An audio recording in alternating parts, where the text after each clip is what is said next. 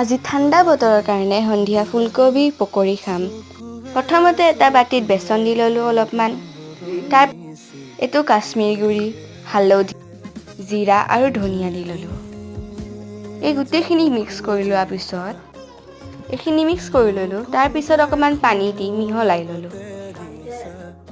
পানীতে ধনিয়া আৰু নিমখ গুলি ল'ব। এইটো অলপমান ইয়াতে জলকীয়া গুড়ি দি ল'লোঁ। তাৰপিছত আকৌ মিক্স কৰি ল'লোঁ গোটেইখিনি। তাৰপিছত বইল কৰা ফুলকবি দি গোটেইখিনি ফুলকবিৰ লগতে মিক্স কৰি দিলোঁ। তাৰপিছত কেৰাহীত তেল গৰম কৰি ল'লোঁ। সেই ফুলকবিখিনি তেলতে ভাজি লৈছোঁ। ভাজি হোৱালৈকে আমি প্লেটিং কৰি ল'ম অলপ। ব্ৰাউন কালাৰ হোৱাৰ পিছত আমি প্লেটত ছাৰ্ভ কৰি ল'লোঁ কেটচাপৰ লগত।